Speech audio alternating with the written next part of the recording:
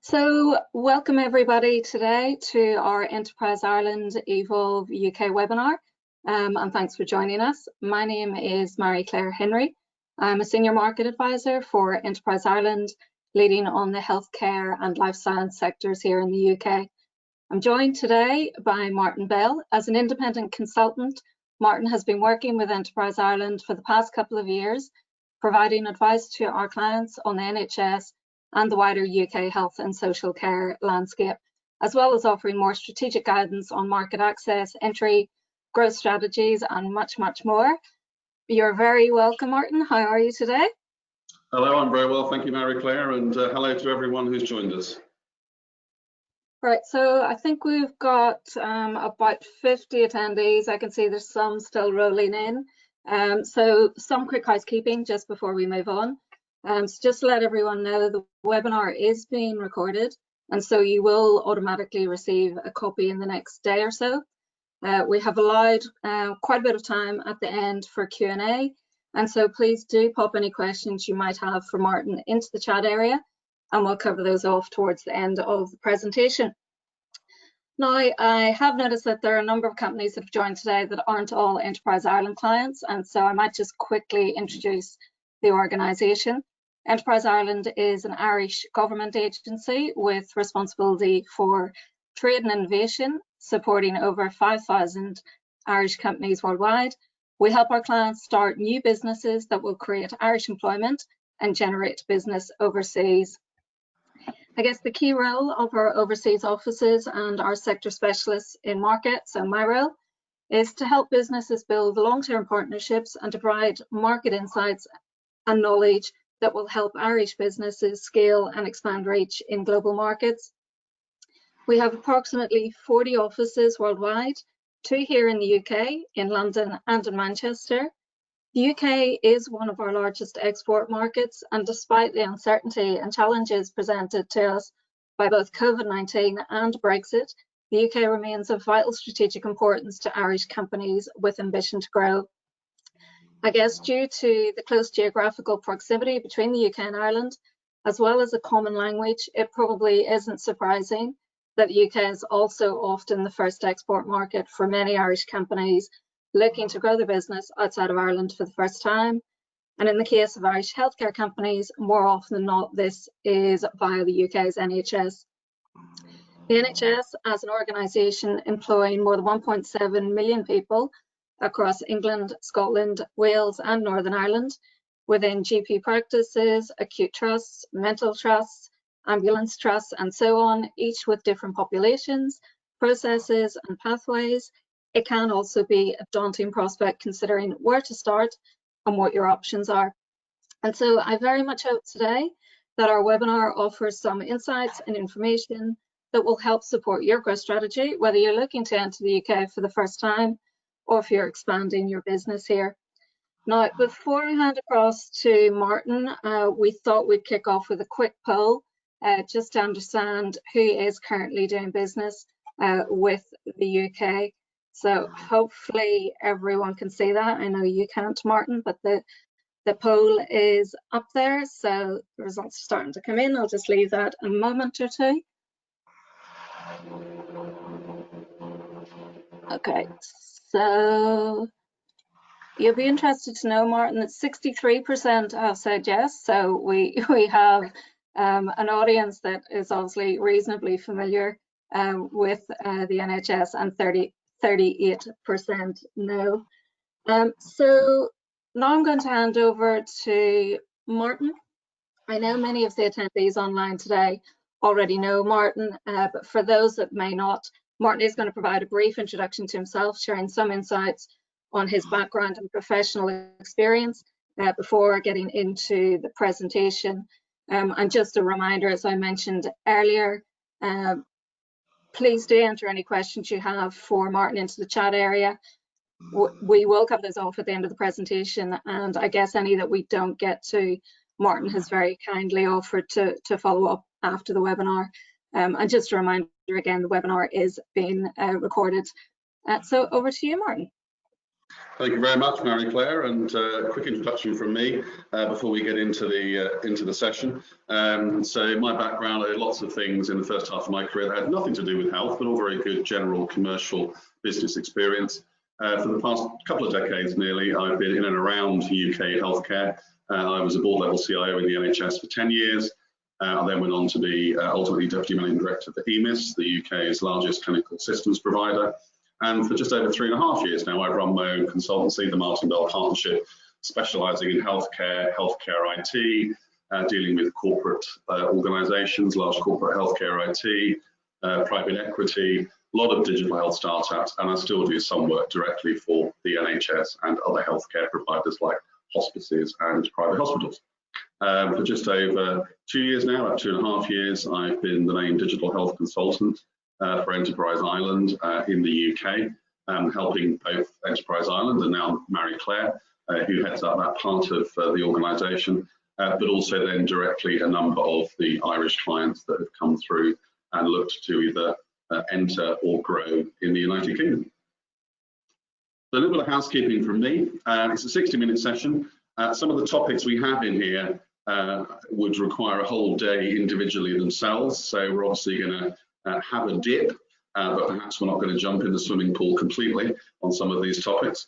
The session is focused on Irish companies coming to or expanding in the UK, but hopefully some general usefulness for everyone who's on the call. It is focused largely on digital health and medtech, but again, hopefully some useful general advice, and noting the people, about 40% that are not yet doing business in the UK, then hopefully that will be helpful for them, but equally for the 60% that are. Definitely time for questions, and as I put there, make these as hard and as complex as you wish. I actually can't see the questions, so it's going to be a bit of a surprise to me when Marie-Claire asks me. And as Marie-Claire said, anything we can't fit in today, we will pick up afterwards. We're going to cover 5 main areas in terms of selling to the NHS. And then the 6th area is going to be some of the Brexit implications and some thoughts from me. Building relationships, navigating the NHS landscape, building credibility, regulation and procurement, and then market entry through to sustained growth. I hope there's something in it for everyone. I hope you've all got yourselves a cup of coffee and a cup of tea. And if you're at home, you're in your favourite onesie, and if you're in the office, then you're suitably socially distanced and enjoying the sunny weather that we have here in much of the UK today. I'm not sure what the weather is in Ireland today, so hopefully it's sunny there too. So, selling to the NHS. My first point would be, don't just go in or come to the UK or go into the NHS and just expect to flog your stuff. So let's look at building relationships. This is critical in my view and in my experience to being successful in healthcare in the United Kingdom. Build relationships. If you don't know people in the sector that you wish to sell into, whether that's the NHS, and there are multiple sectors to the NHS, as we'll come on to, or you wish to get into social care or domiciliary care or care homes or private health, then find someone who can. Now, obviously, there's a small advertorial there because Enterprise Ireland, myself and others can help you do that. But having those relationships and building on that trust and that very close-knit community that exists within any market sector, but particularly perhaps within the NHS and healthcare more broadly, is very important. Thirdly, become part of the ecosystem. Now, I know we live in COVID times, and many of the real world events, in fact all of the real world events to my knowledge have been cancelled. They will come back. They may come back in a more mixed and blended format with some of the virtual events, some of which have been very successful, some of which less so. But whether it's real world or virtual, become part of that ecosystem. Go to the events, appear on the breakout room on the virtual event that you can join. Follow the digital leaders, the NHS CIOs, the CCIOs, the Chief Nursing Information Officers that are starting to develop and evolve across the country. Follow NHSX and NHS Digital in England. Follow the BSO in Northern Ireland, and so become part and become make yourselves aware and known within that wider world. Critical point: understand the problems that need to be fixed. I have had clients, both EI and non-EI, who have come to me and said, I've got a great product, and they often do. The product doesn't sell because it's not a problem that anyone in the NHS or health and care more broadly wants to fix. So if you haven't yet developed your solution, then think about what the problems are that need to be addressed, and do that by engaging and market testing. If you have got your solution, then ensure that it does address the problems that people need fixing, because then people will buy. And a final point, specifically on Ireland: don't think for 1 minute that you can do all this from Ireland. Yes, the pre-COVID, possibly the in-COVID flights are quick and cheap and easy. Yes, of course, in those early days, you don't want to have the cost on site. But as part of your growth strategy for the UK, you do need to think about what that UK presence looks like, and we'll come on to that in a moment more. Navigating the NHS landscape. I've got some stats and data for those who like that sort of thing coming up shortly. The central organisations, particularly the central organisations in England, in terms of digital medtech, actually buy very little. They can provide kudos, they can provide some great tweets, they can quote you in an article, but they don't buy very much unless you, and some of you may have seen recently, unless you're IBM or Google and you're signing a cloud deal, unless you're Microsoft and you're signing a mega Microsoft Office and Teams deal. The bulk of the buying is done at the local organisational level, and you can waste, coming to the UK, quite a lot of time engaging with some of those central type organisations, whether it's the digital agencies, sometimes the accelerators, and they have their place and they can be really useful, but they may not accelerate as much as you think they might. Individual trusts in England, 152 of those, we'll come on to that in terms of acute hospitals. We've got clinical commissioning groups, we've got health boards in Scotland, we've got 9,000 practices nearly in GP land across primary care in the UK. That's the place where the money is spent. That's the place where people are accessible and interested in new technology, interested in innovation, interested in talking to suppliers generally. And they have the bulk of the spending power. However, there are many of them. For example, if you are selling into primary care, if you have a product that fits GP practices, primary care organisations, well, there's 6,993 practices in England alone. There's 1,200 primary care networks. There's 134 clinical commissioning groups. I won't go on. You get the point. So I've called this intelligent shoe leather. Now that intelligent shoe leather involves targeting. It probably involves pumping people with existing contacts. It involves focusing on the area of the market that you feel is going to bring you the best benefit, especially for those early footholds. But equally, if you've got those early footholds, that next expansion phase. If your solution is novel, if it's original, if it's fantastic, I'm sure it will have a place here in the UK. Doesn't have to be something that we haven't already got here in the UK. One of the big differences, certainly in digital health, perhaps less so in medtech, is that a lot of markets in Ireland are less mature than the markets in UK, and are certainly less crowded. So one of the things we often see is companies come through and say, I've got this great thing and it does this, but actually there's 24 companies that already do something very similar.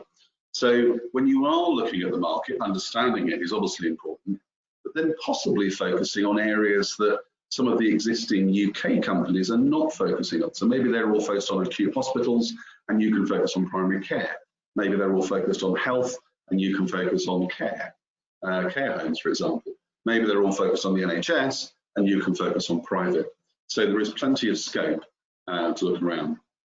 And then back to this point, at some point you will need to build a UK presence. Now, unless you're incredibly well funded and have got, you know, tens of millions behind you, you're not probably going to set up a UK permanent operation day one.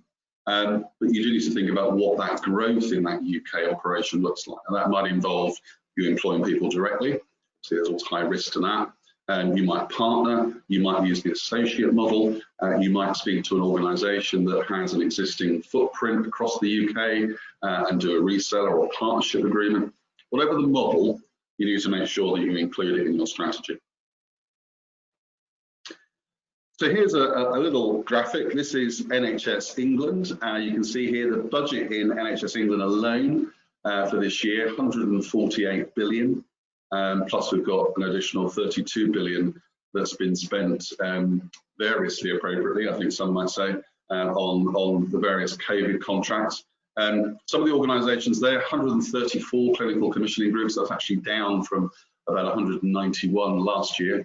217 NHS trusts in England across all sectors, acute, mental health, community, ambulance. About 53 of those are mental health trusts. It also masks the fact that within those 217 organisations, there are actually about 150 community services, some of which are standalone, some of which are run by acute, mental health, and indeed private. It's also worth noting 149 tier 1 top tier councils that are responsible for social care. And then we've got things like the 44 integrated care systems. These are regional partnerships, originally called Sustainability and Transformation Partnerships, STPs. I think Marie-Claire will be running a test on acronyms poll at the end of this. No, don't worry, just joking. But they are designed to bring health and care together, to bring the different health sectors together, and to try and provide more coordinated care. Now, they've been in place now in various forms for about the past 5 years. I think it's fair to say it's quite a variable picture across the country. And then we have general practice. We mentioned the nearly 7,000 in England general practices, the 1,200 primary care networks, which are designed to, again, deliver primary care at scale, to try and consolidate some of those both back office functions, but also some of those clinical functions. We've also got 100 or so GP federations, private NHS GPs, but private groups that bid for work. So it's a very, very fragmented landscape. Interestingly, in England especially, less so for Scotland, Wales and Northern Ireland, that fragmentation is one of the things that provides opportunity. And here's the numbers specifically around digital health. So across the United Kingdom, however you wish to define it, digital health, health tech, NHS IT, whatever you want to call it, around £5 billion is spent annually. Now that sounds like a big number. It is a big number. In comparison, about 2% of an average NHS organisation's turnover will be spent on IT. The recommended level is about 4%. If you're in the United States, it will be about 8%. So you can see the funding issues there. Of that 5 billion across the UK, about 4 billion of that is spent in England, the other billion across the other three. And of the 5, 3.5 billion is spent by the local organisations. And the 1.5 billion that's spent by NHS, NHS Digital, because England's feels the need to have 2 central oversight bodies for NHS IT. National Services Scotland, the NWIS, the National Welsh Informatics Service, and the BSO, Business Support Office in Northern Ireland. Those oversight bodies spend the other 1.5 million, but as I said, a lot of it goes on either their own internal staff or it goes on some of the few large national contracts that are let. Just to chuck some other numbers in there, it's also worth noting, perhaps, as we are considering Brexit, around 16 billion is spent annually on medicines. I think off the top of my head, about 9 billion of that in primary care.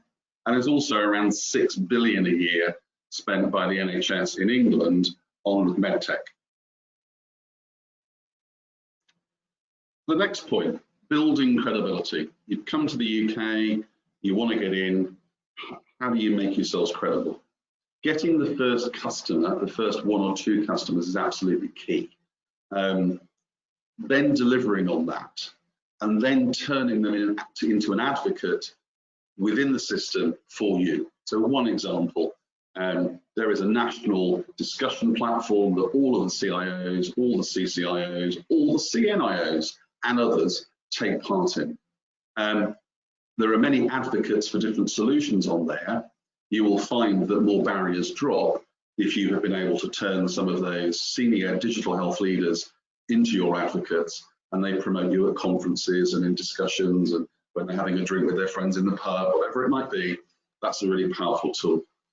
The second one is to get your presence known. This is part of that engagement with the ecosystem. So use the NHS IT press, things like Digital Health Net, things like HTM. Go to the conferences, engage in the virtual events, use social media. LinkedIn and Twitter are free.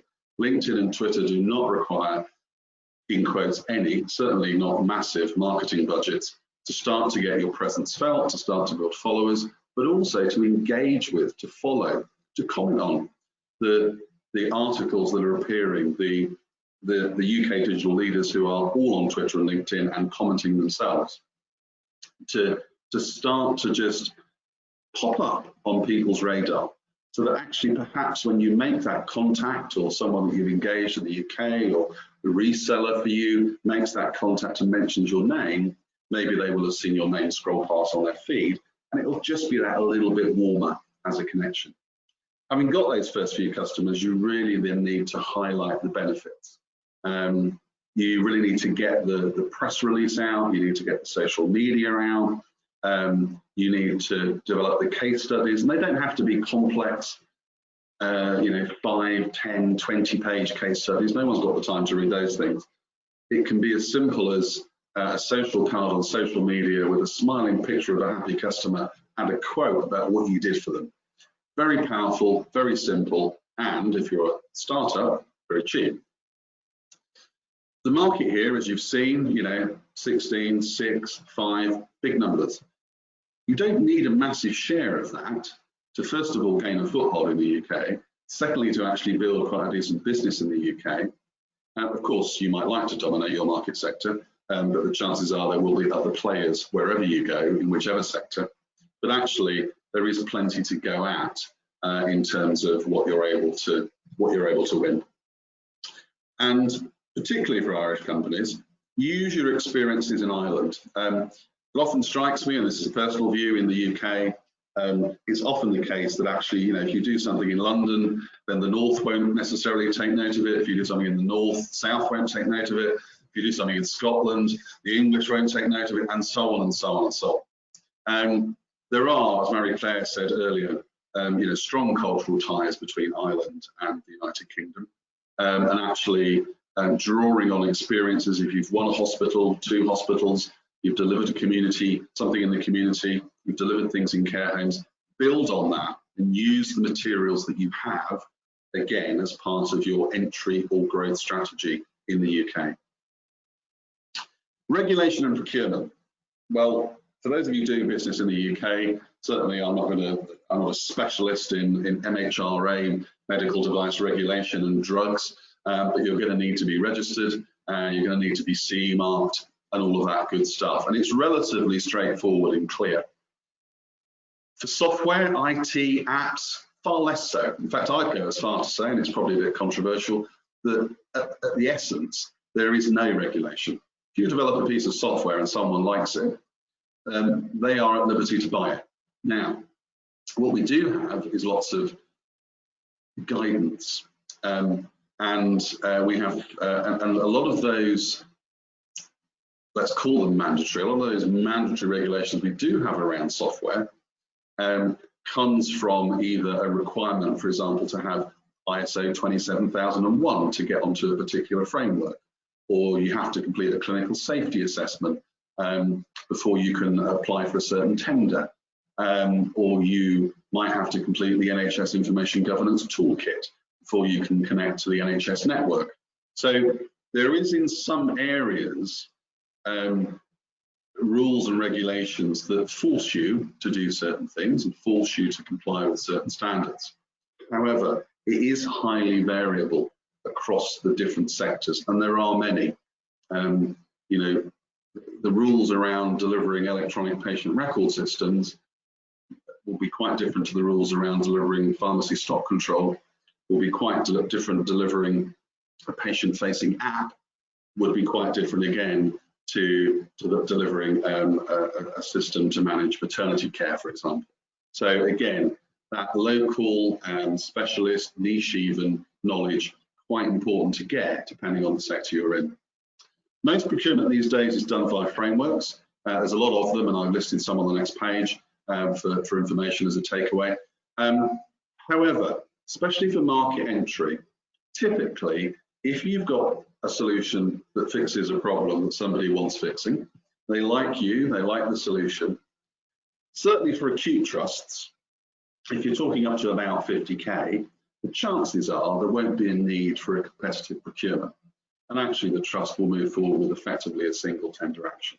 It's not always the case, and there are liberal and conservative wings of the procurement spectrum, but there are enough on the liberal end that actually they'll see innovation, they'll think of it as market testing, and they'll think of it as a vanguard project, and they will actually look at doing something that doesn't require even a framework procurement, never mind something more full-blown. Top frameworks to note, I've listed a few there. Many focused on digital health, but Crown Services covers a broad range. SBS, Shared Business Services, covered a broad range. One of the easiest to get onto if you are entering the UK is G-Cloud, that's the government cloud. Interestingly, it's the framework used least by the NHS. The NHS still retains most of its procurement staff, whereas many other government sectors have got rid of a lot of procurement staff. It is, however, easy to get onto. It is, however, more driven towards commodity items. You know, I want 10 consultancy days or 50 laptops, and contract lengths are limited to 2 years. But it does come up every year for refresh. At the other end of the scale, we have things like GP&IT Futures, incredibly complex. There's currently a procurement still running on that. It's actually just reached the 2nd anniversary of the procurement running, not the actual delivery of the thing, but just the procurement running. It's likely to run for another 6 months or so. So some very short timescales, others. Important ones that I would highlight, Shared Business Services, SBS, HSSF, the Health System Support Framework, that's particularly promoted by NHSX. It does a lot of what SBS and the other frameworks on here do already, but it is quite popular and one that a number are using. And then also, final point, the DPS acronym you can see there. These are dynamic purchasing systems. And essentially they've popped up locally, they've popped up regionally, they've popped up nationally. They often, not always, but often have relatively low entry requirements. It might be a case of prove you're a valid company, provide your accounts, give us some references, and actually you can get on them. And typically with all of these frameworks, if you're on one, anywhere else in the country can then actually purchase you. So there's some links, I'm not going to go through them, but hopefully for those of you not familiar, you can follow up on those. So, excuse me, market entry to sustained growth. So first of all, and you're all running businesses, I'm sure. So none of this will be new, but I'm going to make the points anyway. There's no silver bullet to getting into any market. There's no silver bullet to getting into the NHS. There's also no rocket science involved. It isn't something that people don't know. It's just a case of can you do it and can you do it better than others. There's no quick route. You are unlikely to rock up in the UK and suddenly win a £50 million contract. And fundamentally, with possibly some sector exceptions, there's no real difference to building a business in healthcare to any other sector. So just to state the obvious, because I've never been afraid to state the obvious, number one, understand the market. Have a product that it wants. If you have a product already, find where it fits. 2, focus on the market sectors that are likely to bring you the best results. If you have a product that in Ireland is absolutely unique, but in the UK there are 24 other companies that deliver it, find out where those 24 companies are delivering their solutions, and then see actually if they're completely missing out another sector. Once you've got your foothold, you can always retrofit, retro-sell back into their areas because you've established yourselves. that banging your head against the wall of competing against established players probably isn't the right approach. Get those 2 or 3 early customers. It's really important. Deliver them well, reference them, push them, sell them. The split point, point number 4, the break point, is then going from that 2-3 customer level that we've got a pilot, maybe we've got, you know, even a couple of 100,000 or whatever of turnover, to then driving that growth.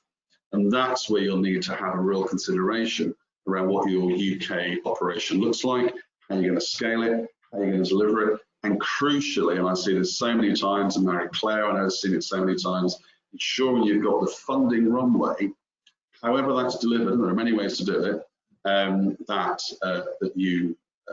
to allow you to grow. And then the final point after that, and it is a slightly facetious point to make, I guess. Well, you can build a company and run it. You can build a company and sell it. You can build it, sell it, move to Monaco, buy the yacht. It's a business. So again, the view that you have, the aspirations and ambitions that you have for your company are also important to play in to how you approach, address, and manage the UK market. Okay, so I'm just going to take a small swig of water. It is just water, trust me, it's only just gone 11 o'clock. And then I'm going to use the B word for the first time today. Is it the first time today? Brexit. We're currently in the transition period, which started at the beginning of 2020, and possibly has been largely obscured by the COVID-19 pandemic. But recently in the United Kingdom, the government has started the end of transition public information campaign, and that transition period and our full exit from the EU commences on the 1st of January 2021. Now, with all of this, I have to add the rider, this is excluding any further political deals, because if any of you, and I'm sure you all have, any of you who follow the politics around Brexit, and it's been going on for what seems an entire lifetime, will know that there are twists and turns in every chapter of the book. However, as things stand today, it is going to affect a lot of things. It's going to affect travel. It's going to affect driving. For example, I'm going to have a green card the next time I visit clients in Ireland. It's going to mean you've got a plan from the UK 4 months in advance if you want to take pets abroad, because we're no longer part of the pet passport scheme. And it will affect, obviously, business. Importing and exporting goods to Great Britain, and I mean as in mainland UK, Great Britain, as opposed to Northern Ireland, will have more paperwork. There may be tariffs, and we'll come on to that, and taxes. I actually went to the government website preparing for this and looked for the Northern Ireland to Great Britain goods movements, because I was thinking about medtech and pharmaceuticals and computer hardware. And they've actually withdrawn the previous guidance they had, and it still says still subject to political negotiation. And there's a link there with a bit more information on it. 2 websites I would suggest that you go to. So the top one is the UK government's transition website. Useful in the context of where there is information, you can find it, and you can actually tailor the search that you create to you. So you go through answering a series of questions, and essentially it gives you a personalized, in quotes, a sort of focused list of areas that you need to pay attention to, both as an individual but also as a business. And then obviously also I'd like to point you to the Brexit microsite that Enterprise Ireland has, which has a wealth of information on it. And if you haven't visited it, I'm sure many of you have, but if you haven't, then you should certainly go there. Some of the topics that are being discussed at the moment: import VAT and excise duty may be payable between Ireland and Northern Ireland. There is a statement that there will be no customs checks. There is a statement that the EORI number for goods movements won't be needed between Ireland and Northern Ireland. There is a very good online course that Enterprise Ireland run, which I've put the link in for you there. Northern Ireland to Great Britain, still under discussion, and personally I think it's highly likely that on the UK side certainly there could be some form of customs checks. There will be additional transit paperwork and declarations required. The green card comment I mentioned. There's a commitment between Ireland and the UK, and this is something I guess that's always been there, to keep the common travel area, the CTA. However, trading when the UK exits will be under WTO rules. Now, the UK has drawn up a tariffs list, and you can see the tariffs list here. There's a lot of items on it. I'm sure you'll all be delighted to know that live horses carry a 10% tariff, although if you're bringing them to the United Kingdom to race, then they carry no tariff at all. And I also thought you'd all want to know that sausages have an £84 per 100 kilo tariff. More seriously, here are some examples of some of the things related to healthcare. You can see that pretty much medtech, medical supplies, the UK government has decided to rate as zero tariff. Interestingly, drug ingredients have a 6% tariff. Things like software, services, etc., of course, are not goods in that sense. So, this is my take on Brexit. I think that the UK, for Irish and indeed other countries, but for Irish companies, will remain an attractive and accessible market. Irrespective of how Brexit turns out, unless it obviously goes horrendously wrong, it will, the cultural, the business, the relationship ties will continue, and those things will endure, so to speak. However, I'm also pretty convinced that whilst they will be surmountable, effectively there's going to be more hassle. For certain things, there'll be more paperwork. You're bringing medtech from Ireland to the UK, there's going to be more paperwork. There might, for some things, be a bit of a tariff.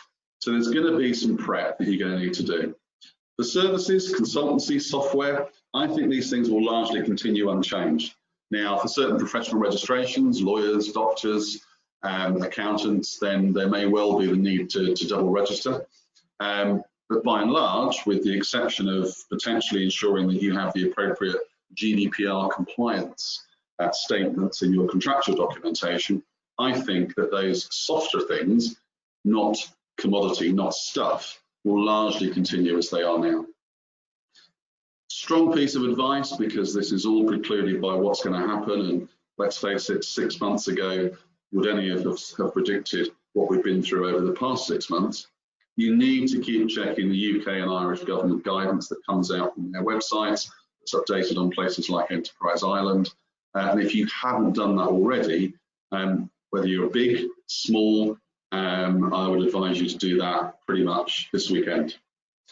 And then a final point, Brexit is incredibly confusing. It's confusing for a whole bunch of reasons, some of which I probably can't broadcast on air during a recorded presentation. But it's also confusing because lots of things happen at the last minute. And it is, certainly from the UK's perspective, a negotiation. Whether the EU and the UK come to a sensible agreement, I don't know. I'm not going to attempt to predict that. But what you can do as a company is ensure that you are prepared. So, for example, if you have a good business in the UK, but you trade mostly from Ireland, maybe you might consider forming a UK company and register a company with an office here, so at least you've got a UK presence. And if you are delivering stuff, medtech, hardware, kit, then perhaps you might want to build up some stock in a warehouse, in a storage facility in the United Kingdom to see you through those early few months into 2021. And again, from a services, a consultancy, a software perspective, just make sure that actually you are, you've got the right stuff in your contracts, that you're not going to expose yourself to, well, for all companies, to things like, manage currency fluctuations as best you can. Just ensure that you are prepared and you de-risk the business as much as you possibly can.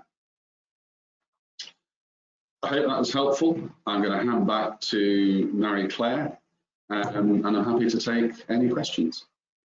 Thank you, Martin. A lot of information there. Not to simplify what you've said, but my key takeaways, I guess, from that were very much taking the right approach, talking to the right people. So whether that's myself or my Enterprise Ireland colleagues overseas or in Ireland, and talking to consultants like yourself in market, and also I guess very much don't underestimate the importance of positioning and building credibility. So I thought that was an interesting takeaway. So there are a couple of questions.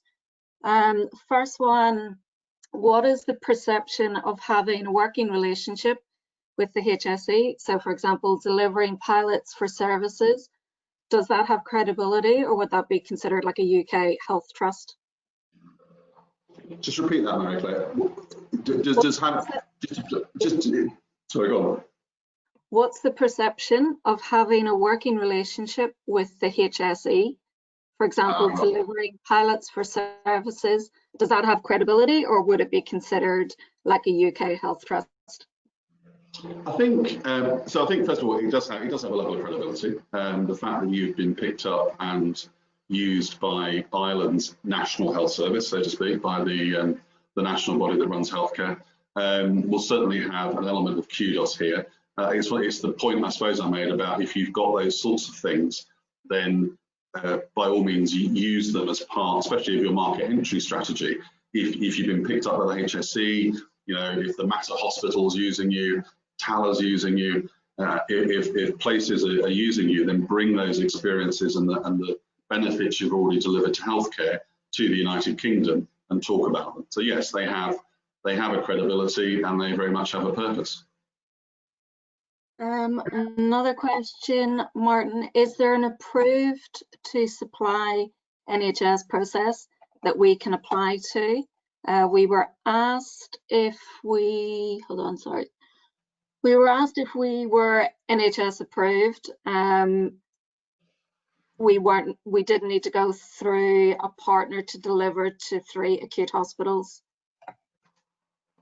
Okay, so first of all, a factual point. There is no such thing really as NHS approved.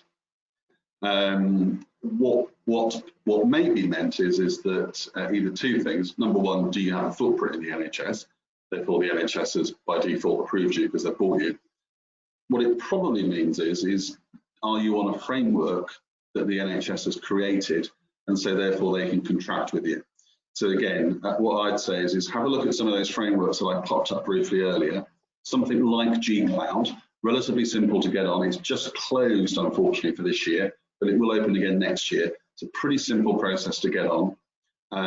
Doesn't take up too much time, and then it means that you have an ability, have a facility to sell into, well, public sector generally, but the NHS, and they can contract with you. And other frameworks, when they come up again, like various shared business services frameworks, you may have seen, depending on the products you're providing, there's been a number of NHSX and NHS Digital national procurements in England recently. So there are certain frameworks, if you sell certain things, that you will need to be on, because organisations will go to those frameworks to purchase from the companies on them. So another question regarding procurement. 50,000 was mentioned as an example. Is there a formal limit to contract value to avoid procurement regulations? It used to be referred to as the OJEU limit. Yeah, so strictly speaking, if you have a total contract life value in excess of approximately £100,000, and it does vary depending on the euro to pound currency conversion rate, then you either need to do one of two things. You either need to go to a full OJEU, which of course no one wants to do these days, or you have to go to one of the frameworks that effectively has done a pre-approved process. Now, what I was talking about, and it was a piece of insight rather than a fact, is that through experience, generally speaking, if you take an NHS acute trust in England, for example, up to £50,000, and it could be per year, it could be a one-off. Generally speaking, if your thing is unique and they like it, then if they want to buy it, it won't be an obstacle. If they wish to run, if you are part of a framework and they wish to run a competition, they might choose 2 or 3 off of a framework and run a mini competition. But the 50K it's not a rule or a law. It's my indication that in some cases up to 100,000, in some cases probably lower at sort of 25, 30,000, hence the 50k average. In that range, it is possible to sell without necessarily having to enter into either direct competition or apply for a tender or join a framework. Okay, next question. What would be a typical length of a hospital sales cycle in the UK?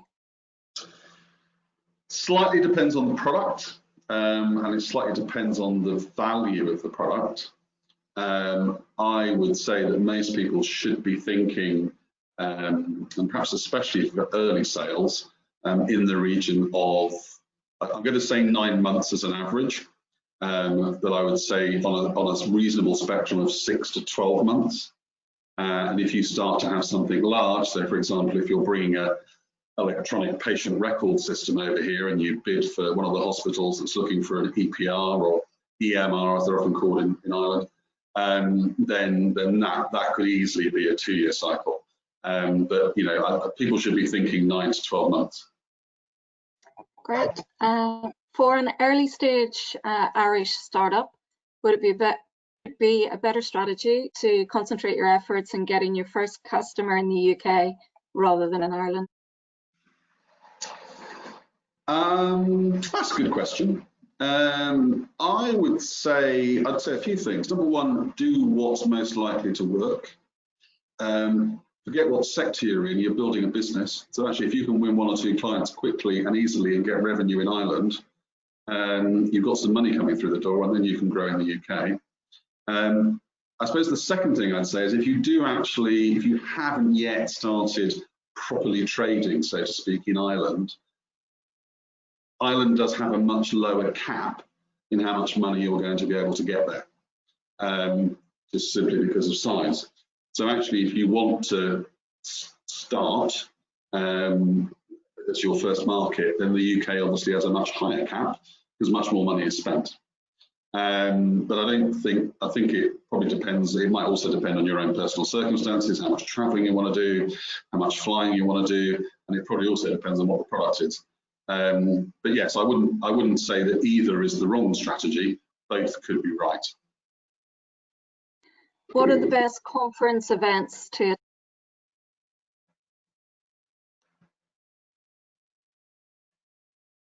Ooh, hello. What are the best conference events to attend? Oh, right, sorry, Marie-Claire, you dropped out. Sorry. The gremlins on the line. The best conference events. So I think in normal times, let's say, the 2 that I would most strongly recommend are, first of all, what used to be called NHS Expo. It's now called NHS Confed Expo because they took over another show. It was scheduled to run in June this year, but didn't, obviously, for obvious reasons. That is a massive exposition, takes place in Manchester, thousands of people attend.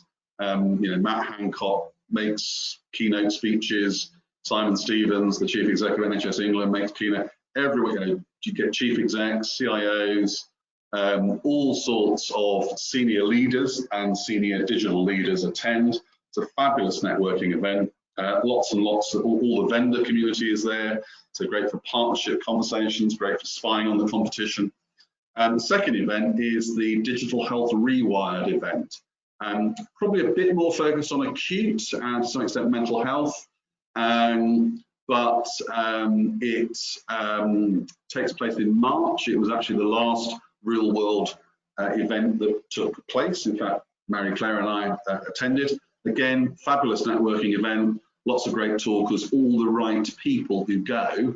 Now that organisation also happens to run the digital health networks that encompass the CIOs, the CCIOs, the CNIOs. Now, if I was being really cheeky at this point, if you have the money, and you will need a reasonable amount of cash, getting involved in those networks and sponsoring their events, you could very well find yourselves in the room with a couple of hundred people who are the very people who buy all of this stuff.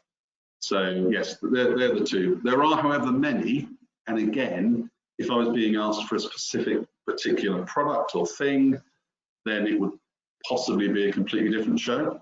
So again, third point, it does depend on what it is that you've got and what the best way into the market for you is. Next one is a comment and a question. Thank you, Martin. Brilliant as ever. Of course, I will share these with you afterwards, Martin. Question is, as market access is key and there are many routes, do you feel that AHSNs can add value? I think that AHSNs have a role in creating routes to market entry. My view, and this obviously isn't any kind of official NHS view, is that AHSNs and which includes the accelerators I referred to earlier, by the way. There's 15 of them in England. For those who don't know what an AHSN is, it's an academic health science network. They've all sort of exist, different names. They're meant to bring together academia and health, as the name would suggest. They're also in charge of being responsible for innovation.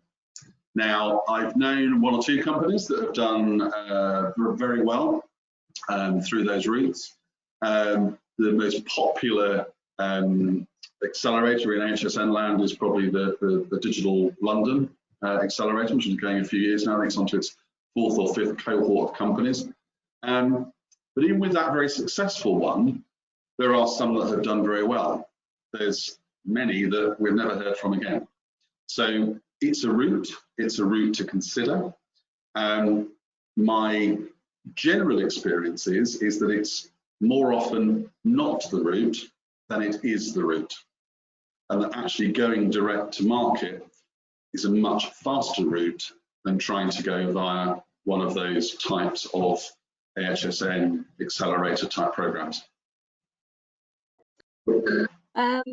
Next question. So in terms of Ireland, given that we have a lot of companies that are highly innovative, and Enterprise Ireland, part of our role is to help our client companies innovate to be competitive.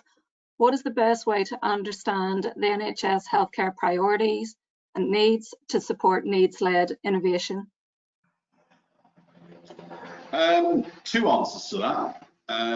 The more formal answer is make sure that you've read in England at least, and there are equivalent strategies in the other countries, make sure you've read the NHS long-term plan that was published at the start of 2019. Make sure that you're keeping track of the current COVID recovery plans that continually come out. It seems like almost on a weekly basis. I think they're onto their 3rd phase now, that come out from the various national, certainly NHS England, their 3rd phase, but from the various national bodies which set some of the priorities. And obviously keep an eye on some of the news. And again, back to that social media point, if you are engaging with the right people, the right organizations, following them on Twitter and things like that, you will get information coming through that will show you and tell you where those priorities and pressure points are. Second thing, tap in to think tanks like the King's Fund, the Health Foundation, the Nuffield Trust. There are others, but they're the 3 big ones that spring to mind. Local government association in social care. They produce lots of briefings, reports, some great data that again give you some analysis and insight behind. The third thing, go and talk to the people that are actually doing it. There's nothing like what they call, the lived experience.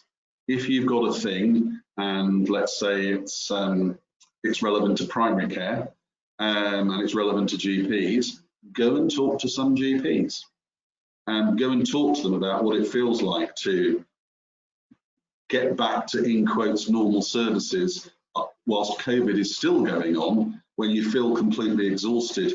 You've got a massive flu vaccination service to deliver. Winter is coming, in the finest Game of Thrones tradition, and you've still got a second possible wave of COVID-19 coming, and you were under-resourced anyway before all this started. And that is a direct reference to a very interesting thread that I read on Twitter this morning. So go and talk to the people at whatever level that are delivering these services. And this one's from an Enterprise Ireland client. What is the process for getting one-on-one time with Martin? The process is, well, Marie-Claire's contact details are on the screen. Email Marie-Claire. What we normally do is we normally have an initial sort of half-hour, 1 hour phone call, just so we can introduce ourselves, understand, and decide what would be relevant. Often off the back of that, we then run, well, we used to call them London days, and occasionally we called them Wetherby days. These days they tend to be obviously online, but essentially a sort of a day-long workshop where we get the chance to look at you and what you've got. I will do a session on getting into the detail of the NHS landscape, what the market opportunities might be, and then as a third part, we look at, okay, well, what might then that mean for you in terms of the UK market, how you might come to it, what the propositions might be. And that's proved highly successful over the past 2.5 years that we've been doing that for many, many companies. Thanks, Martin. And I guess I should say, so I joined Enterprise Ireland start of the year. So if I haven't introduced myself to you or you haven't been introduced to me, as Martin mentioned, feel free just to contact me directly by mobile or email, or if you just ask your DA to facilitate an introduction. Next question, should software services hosting data on EU servers look at getting set up for UK servers for UK customers post-Brexit? I think the short answer to that has got to be yes. I think that I have seen, in fact, I had a recent experience of this with a client, that whilst initially the data they had was hosted not in the United Kingdom or Ireland, it was hosted somewhere else, that was viewed poorly. As a staging post, it was deemed acceptable. This was actually the central NHS. It was deemed acceptable that it was hosted in Ireland. And I think that comes back to that relationship point and that that cultural ties point rather than necessarily law, which was interesting. Generally speaking, hosting your data with an approved, and again, they're not actually approved, but with a known, respected data center provider who delivers services to the NHS in the UK is just the best, easiest, and safest approach. Some CIOs won't be bothered that you host the data in Ireland. Some will. Some procurements will have it as a question, is the data hosted in the UK? And for the want of having your data here, you might score less on that mark, or it might even be a qualification question. Excuse me. So I would suggest that, yes, it makes sense to have it in the UK if you possibly can. So we are at 11:28, so I'll maybe just ask one more question. There are quite a few more, so as we mentioned earlier, I'll collate those, and between Martin and I, we will respond to all of the questions afterwards. So final question, what approach would you take to ensure your software meets the right standards, such as ISO 27001? Just repeat that first bit, Marie-Claire. What approach would you take to ensure your software meets the right standards? Okay, right. It's the approach I didn't catch. So the first question to ask is always, what is your software? Obviously, you'll know the answer to that. I don't at the moment. Depending on what that software is, different standards may initially apply or may not. And depending on which market sectors, which organizations you're going to approach, then again, different standards will apply. So it's a relatively complex question. So to give you one example, if you're selling into primary care, you really ideally need to be on the GPIT Futures framework in England, or one of the equivalent national frameworks in Scotland, Wales and Northern Ireland. It's one of the few clinical things that's bought centrally in all 4 countries. And there are a host of standards, literally endless standards and evidence production and everything from cloud risk analysis scores through to ISO and a whole bunch of other stuff. If, however, you are, for example, selling to a private hospital, unless that private hospital insists that you have, your example, ISO 27001 or whatever, then there's not necessarily a need to get it. So where you enter and where you go will determine the regulatory standards, but also things like the integrations that you required. So again, if you're selling to a private hospital, they've got some system that no one else in the country uses, you need to integrate with it, but probably nothing else. If you're joining the NHS and you are looking to connect to GP systems, or you're looking to connect to shared care records around the country, you're going to need to have APIs, you're going to need to talk to a number of suppliers, and you're going to need to get integrated. So good question. It does vary depending on what you've got and where you're taking it. So Martin, I get that really takes us to the end. Thanks so much for your time today. For our Enterprise Ireland clients, we will be looking to do more webinars over the coming weeks aimed at the UK care sector. So there will be a short survey at the end just to capture your feedback on topics that you're interested in hearing about. Obviously, there was a lot of information today during the session. So if there is a particular area that you think would benefit from a dedicated webinar, please do fill in the survey. Otherwise, just get in touch with me directly or keep an eye on our Enterprise Ireland UK LinkedIn page and Twitter account. So finally, thanks again, Martin. That was a really valuable session, and take care, everyone, and enjoy the rest of your day. Cheerio, bye.